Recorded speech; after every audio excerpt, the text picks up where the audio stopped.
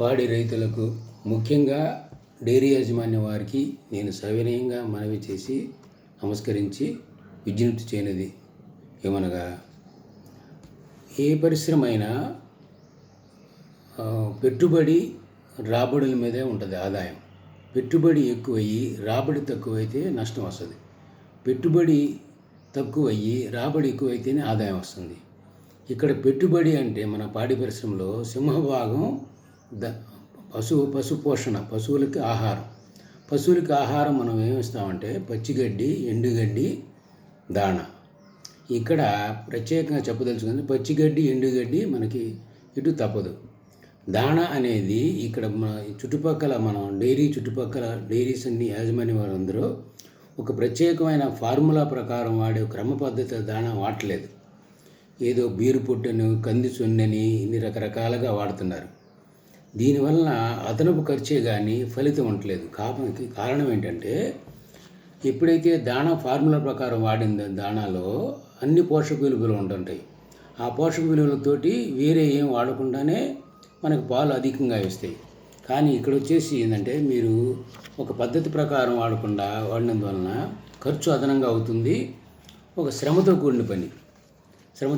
ఎందుకంటే అవన్నీ తెప్పించుకోవడంలో శ్రమ ఉంటుంది, ట్రాన్స్పోర్టు, వాటి కాస్టు, మనం వేయటం శ్రమ, ఇవన్నీ కలిపి చూసుకుంటే చాలా అదనంగా అవుతుంది. 1 కేజీ దాణాకి చాలా అదనంగా పెడుతున్నారు మీరు. దానివల్ల ఏంటంటే పాల దిగుబడి కూడా అంతగా రావట్లేదు. పాల దిగుబడి రాకుండా పోషక విలువలు లేని దాణా పెట్టినప్పుడు చాలా లోపాలు కనపడుతున్నాయి. ఏంగా లోపాలు కనపడుతున్నాయి అంటే, పాలు ఎక్కువ ఇవ్వకపోవటం, పాలల్లో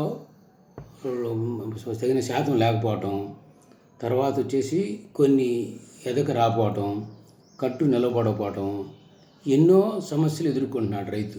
కాబట్టి ఈ బీరు పొట్టు, ఈ కంది చొన్ని వీటి బదులు మన సమీకృత దాణ, ఒక ఒక డాక్టర్ గారి చేత ఫార్ములా ప్రకారం తయారు చేసిన దాణా వాడితే చాలా మీకు ఆదాయం వస్తుంది, ఖర్చు తగ్గుతుంది మీకు. అందుకని ఇప్పుడు చాలా డైరీలు నష్టాల్లో పోతున్నారు. కాబట్టి మీరు ముఖ్యంగా నేను చెప్పేది ఏంటంటే, ఈ బీరు పొట్టు ఈ బదులు ఒక దాణ వాడండి, ఒక సమీకృత దాణ. అంటే ఒక బ్యాలెన్స్డ్ ఫీడ్, దాంట్లో అన్ని పోషక విలువలు ఉంటాయి. ఎట్లా తయారు చేస్తాడు డాక్టర్ గారు? అన్ని పోషక విలువలు తయారు చేస్తాడు. మీరు దానికి వాడినప్పుడు ప్రత్యేకంగా మినరల్ మిక్చరు, ప్రత్యేకంగా కాల్షియం ఏమి వాడక్కర్లా. ఎప్పుడైతే మీరు ఇట్లా వాడుతున్నారో, నేను గమనించిందంటే డైరీలు అన్నింటిలో చాలా లోపాలు కనపడుతున్నాయి.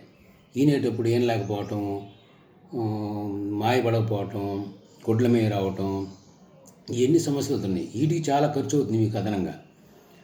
అందువలన నేను చెప్పేది సమీకృత దాణా, ఒక బ్యాలెన్స్డ్ ఫీడ్ వాడండి. ఉదాహరణకు ఈ బ్యాలెన్స్డ్ ఫీడ్ అంటే మీకు ఐడియా ఉండకపోవచ్చు. సంగం డైరీ ఫీడ్ ఉంది. సంగం డైరీ దాణా అనేది, ఈ దాణా కూడా పొడి రూపంలోను, బలపాల రూపంలో 2 రకాలుగా ఉంటుంది. బలపాల రూపంలో అంటే పెల్లెట్స్ అంటారు. వాటిని పెల్లెట్స్ రూపంలో ఉన్న దాణా వాడితే చాలా మంచిది. ఆ పెల్లెట్స్ మీరు వాడేటప్పుడు దాన్ని తడపక్కర్లా, దాణాగా పెడితే చాలా మంచిది. పెల్లెట్స్ తడిపినప్పుడు ఏమవుతుందంటే కొంత ఎనర్జీ లాస్ అవుతుంది, ఆల్రెడీ కొంత ఎనర్జీ పోతుంది దానివల్ల. కాబట్టి ఆ పెల్లెట్స్ నెయ్యి యాజ్ ఇట్ ఈజ్గా పెట్టండి. దీనివల్ల మీకు చాలా శ్రమ తగ్గుతుంది, ఖర్చు తగ్గుతుంది నా సలహా.